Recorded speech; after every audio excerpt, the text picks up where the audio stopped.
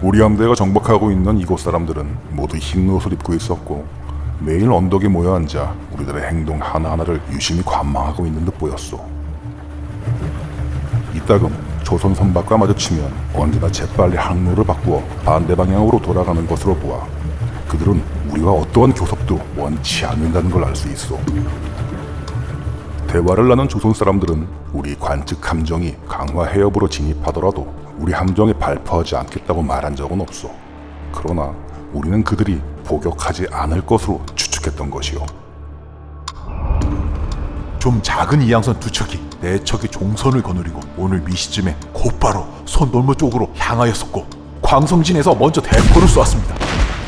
그러므로 부사가 약속대로 크고 작은 모든 대포를 일제히 쏘니 그 이양선들도 그들의 대포를 마구 쏘면서 거침없이 손돌모고 지나갔습니다. 이제 우리는 북미를 지키기 위해 그들의 포격에 대한 보복 원정을 단행하지 않을 수 없어.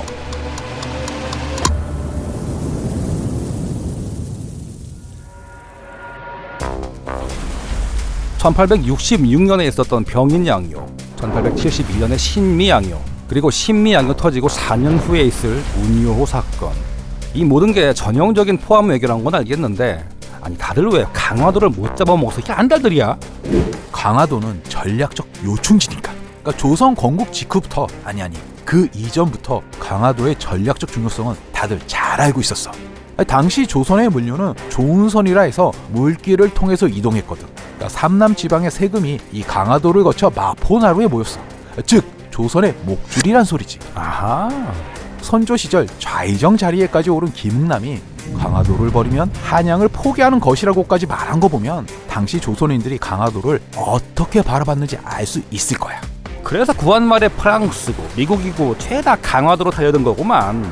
병인양요는 프랑스 신부의 죽음을 이유로, 신미양요는 제너럴 셔머너 사건을 명분으로 침공을 했어. 강화도가 수도 방어의 거점이니까 여기를 두들기면 조선이 반응을 보일 거다, 이렇게 생각을 한 거구만.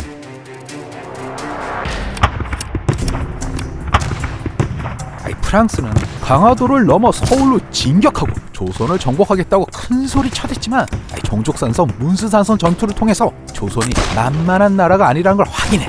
애초에 1500여 명 정도의 병력이면 무난히 서울을 점령할 거라고 생각했으니 이게 너무 얕봤지. 그래서 그런 건지 각국지인 상륙 직후부터 이것저것 약탈을 하러 돌아다녔어. 이미 이긴 전쟁이라고 조선군을 무시하는 느낌? 아, 이 외교장과 의궤 같은 우리 문화재가 이때 약탈당한 거였네. 아니 맞아. 이때 가져간 문화재의 차이를 보면 전투의 성격을 확인할 수 있어. 어떻게 다른데? 그러니까 당시 프랑스는 선전포고를 할 정도로 자신만만했어. 그리고 전투 장소도 종족산성 같은 강화도 내지에서 이루어져서 외교장각의 문화재를 약탈할 수 있었지. 그런데 미국의 공격은 약탈보다는 전투에 집중했다는 거지.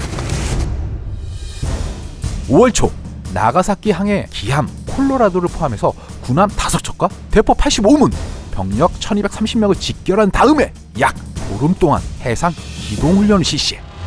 그리고 5월 16일 조선 원정길에 나서 그리고 6월 1일 강화해협 탐측 항행을 하다가 손돌모 포격 사건이 터져. 아이고야. 조선 쪽 진지에서 먼저 포탄을 날린 거야. 이 당시 포격이 얼마나 맹렬했는지는 당시 참전했던 미군의 증언을 보면 알 수 있어. 남북전쟁 때에도 그렇게 짧은 시간에 그렇게 많은 포화와 총알이 쏟아진 적은 없었다. 아, 조선 배들도 평시에 여길 지나가려면 허가를 받아야 되는데 이건 명백한 주권 침해 아니야? 미국은 그렇게 생각 안 했어. 6월 9일까지 포격 사건에 대한 사죄와 손해배상을 하라며 적반하장으로 나왔지. 그리고 자신들의 요구 조건을 거부하면 군사 보복을 하겠다고 위협했어. 아, 좀 이상한데? 아니 왜 여유를 줬을까? 바로 쳐들어오지 않고. 외교적으로 고민하고 답변할 시간을 줬다는 제스처였을 테고 군사적으로는 상륙작전을 위해서 물때를 고려한 시간이었다고 볼 수 있지. 야, 이거 뭐 나름 치밀한데? 당시 미군은 상륙작전 결정하고 작전 지침을 내렸는데 그 내용은 조선군의 포대만을 점령하고 작전 개시 22시간 후 다음 민물대에 철수한다는 거였어. 짧게 치고 나서 반응을 보자, 뭐 이런 거였구만.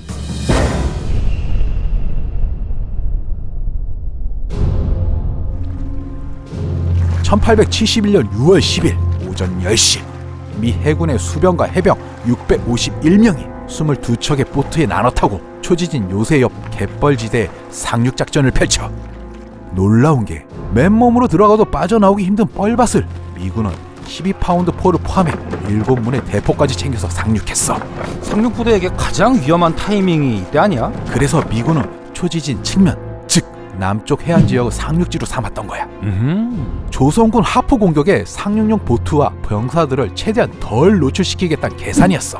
야, 이게 뭐 생각보다 치밀하게 준비했었네. 초지진의 조선군도 화력의 열세 속에서 무의미하게 죽는 것보다 일단 전략적 후퇴를 선택해. 올바른 판단이지. 이건 당시 조정도 인정한 부분이야.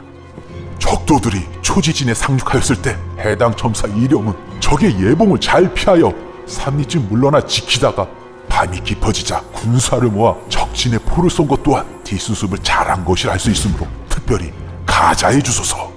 야, 이건 뭐 태평양 전쟁 때 이오즈마 전투가 생각나는데 그때도 상륙군을 계속 끌어들여가지고 급습한다는 게 계획이었잖아. 맞아. 조선은 전력과 화력이 열세였으니 병력을 집중해서 싸우겠다는 생각이었던 거지. 어쨌든 미군은 초지진에 무혈입성해. 여기서 중요한 게 미군은 초지진에 설치된 화포들을 바다에 밀어놓고 군용물자를 소각하고 초지진의 일부를 허물었다는 거야. 미군은 초지진을 파괴하고 다음날 새벽 4시에 다음 목표인 덕진진을 향해 출발해. 덕진진은 초지진에서 2.2km 떨어져 있었지. 이때도 덕진진의 조선군은 이미 철수한 뒤였기에 역시나 무혈입성을 하게 돼. 이때도 미군은 진지를 파괴하지. 그런데 왜 조선은 계속 후퇴만 한 거지? 전략적인 후퇴를 할 때도 역습은 하는 거 아니야? 사람들이 생각하기엔 신미양요 때 조선군은 진에 숨어서 방어만 한 줄 아는데 조선군은 역습을 걸었어. 오늘 몇 시에 서양군대 4,500명이 덕진진으로부터 곧장 광성진에 침입하였으므로 중군이 어영군과 봉군영의 별무사들을 동원해 보내어 중도에서 방어하게 하였습니다. 그런데 이양선에서 쏘아대는 대포알은 비오듯 날아왔고 육지의 적들이 쏘아대는 조총알은 우박 쏟아지듯 마구 떨어졌습니다. 황송보에는 중앙 정예군이었던 훈련도감 어영청 부대가 있었어. 이들 중 어영청 복은 1개초, 지금을 치면 1개 중대병력이지. 이들을 주축으로 미군 진격로에 매복을 걸었던 거야. 잘만 풀리면 미군의 측면을 칠 수 있을 거라 생각했는데 내복에 발각됐나? 상륙할 때 뻘밭에서 뒹굴며 끌고 온 12파운드 포, 이거 기억나지? 이 포에 걸린 거야. 이때쯤이면 광송보 인근의 언덕 2군데의 배치를 마친 상태였거든. 언덕에 미리 포를 설치하고 전투가 벌어지면 지원 포격을 가한다. 진짜 뭐 조선군에게는 정말 힘든 싸움이었겠구만. 적의 개수가 북쪽으로 대모산 꼭대기에 올라가면서 육지로 대포를 실어다가 앞에서 길을 인도하며 마구 쏘아대고 소총으로도 일제히 쏘아댔습니다.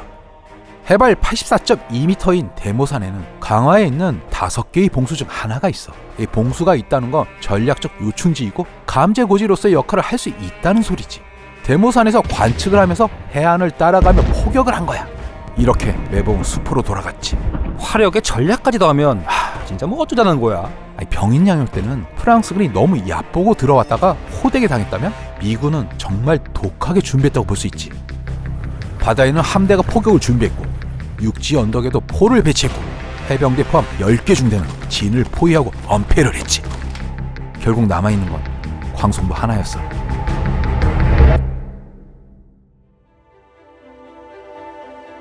나는 조선군 요새지에서 끔찍한 장면을 보았소.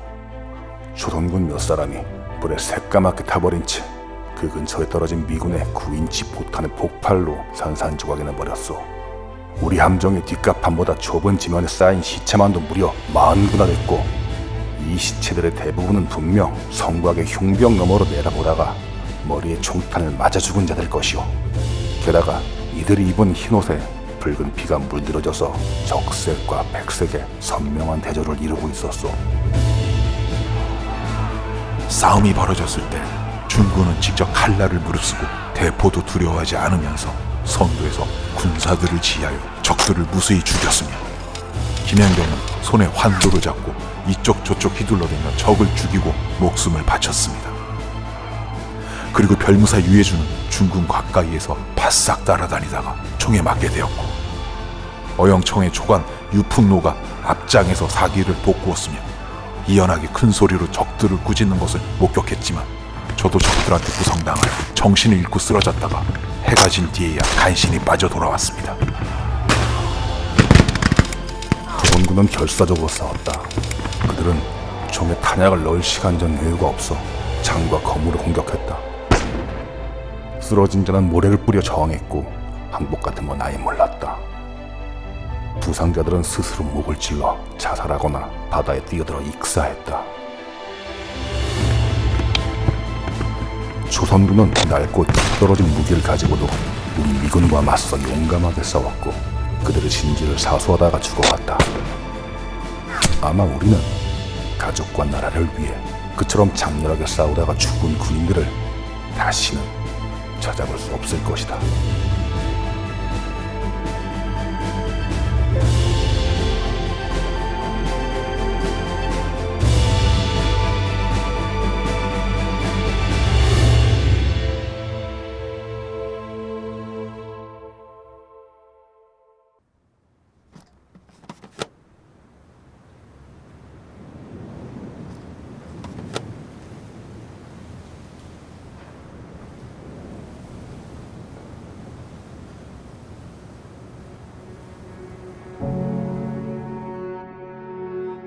마지막까지 광송보를 지켰던 어제현 장군의 수자기는 미군들의 손에 넘어가 치열했던 광송보 전투의 마침표였지.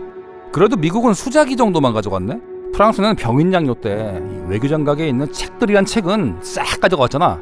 당시 지휘관이었던 로즈 제독의 약탈품 목록을 보면 왕실 족보부터 조선 후기의 세도 정치의 문을 연 김두순의 문집까지 정말 책이란 책은 다 가져갔어. 미국도 프랑스도 다 똑같은 약탈이라지만 이 프랑스는 정말 변명의 여지가 없지. 외교장관 의견은 누가 봐도 작정하고 약탈한 거 아니야? 그래서 돌려받았잖아. 당연히 돌려받아야지. 이게 사연이 복잡해. 프랑스가 의견을 돌려주면서 금속 활자로 인쇄된 세계에서 가장 오래된 책인 직지 심체요절 학원은 왜 안 돌려주는 걸까? 국제사회에서 우리 발언권이 약해서? 이게 그렇다기보다는 이게 법적인 부분도 생각해봐야 해. 법적인 부분? 1970년 유네스코 총회에서 채택된 문화재 불법 반출입 및 소유권 양도 금지와 예방 수단에 관한 협약 11조를 보면 외국 군대에 의한 일국의 점령으로부터 직접적으로 또는 간접적으로 발생하는 강제적인 문화재의 반출과 소유권의 양도는 불법으로 간주된다라고 명시돼 있어. 이걸 기준으로 문화재 반환을 생각하면 이해가 빨라. 의계의 경우는 약탈이지만 직지 심체 요절은 구한 말에 프랑스 외교관이 구매한 것으로 이게 추정되거든. 즉 의계는 반환 요청을 할 수 있는 근거가 있지만 직지의 경우는 해당 사항이 없는 거지. 아, 그럼 신명요 때 미군이 가져간 어제현 장군의 수자기도 약탈로 볼 수 있겠네. 맞아. 근데 이걸 단순한 약탈품으로 보긴 어려울 것 같아. 아니 왜? 군대에서 이 군기라는 건 군대의 상징이잖아. 그렇지. 고대 로마군의 상징인 아퀴라는 그 자체로 로마군을 상징했었다 이거야. 아우구스투스가 파르티아와 국교를 회복할 때 가장 먼저 내걸었던 조건이 크라수스의 패전으로 빼앗긴 로마군 독수리 군기를 반환하라는 거였잖아. 수자기를 동일선상에 놓고 보긴 게 어려울 것 같아. 수자기는 총지휘관을 상징하는 깃발로서 총사령관이 있다는 걸 나타내는 역할이었어. 당시 동네부사, 평양감사, 훈련대장, 통제사 등 일종의 지역사령관이 가지고 있는 깃발이기에 국가나 군대를 상징한다고 보기에는 이게 무리가 있지. 물론 미군이 어떻게 생각했느냐는 이게 별개의 문제지만 말이야. 미 해군 지휘관 로저스 소장이 틸튼데이에게 기념사진을 촬영하라고 지시한 걸 보면 당시 미 해군도 수자기를 승전 기념품으로 생각했던 것 같아. 진짜 돌려받아야 되는 거 아닌가? 이거 돌려받았어. 정말? 그러니까 지난 2007년 10월에 장기 대여 형태로 국내에 들어왔지. 아니 우리 물건 돌려달라는 건데 뭐 주는 것도 아니고 대여는 또 뭐야? 지금 세계에서 이름난 박물관들을 보면 대부분 제국주의 시절 식민지 경영을 통해서 컬렉션을 구비했다고 할 수 있어. 그러니까 원론적으로 보면 빼앗아간 물건 돌려주고 이게 사가야 할 부분이지만 현실적으로는 어렵다 이거지? 맞아. 그러니까 난맥도 이런 난맥이 없는 거지. 빼앗긴 쪽은 당연히 돌려달라는 게 순리인데 빼앗아간 쪽은 또 돌려주기 싫은 게 상식이니까 그 중간점을 찾는 게 어려워. 그 물건의 주인이 누구인지보다 그 물건을 현재 누가 가지고 있는지가 더 중요하지. 칼자루를 진 쪽은 지금 물건을 가진 쪽이니까. 형식이 내용을 지배한다지만 그 형식 안에서 게임을 펼쳐야 하는 게 문화재 반환의 현실이야. 물건을 찾아오는 것도 중요하지만 발견하고 그걸 연구하는 것, 그러기 위해서 숨통을 열어놓고 대화하고 접촉하고 설득하는 것, 그게 더 중요하지. 그 덕분에 136년 만에 어재현 장군의 수자기가 국내에 들어온 거고 말이야. 듣고 보니까 또 그런 속과정이 있었네. 이게 감정적으로만 다가가는 문제가 아니었구만. 신미양요 얘기하다가 뭐 문화재 반환까지 얘기가 나왔는데 참 고생했다. 자, 그럼 인사할까? 저 환장 전 팬더였습니다. 감사합니다.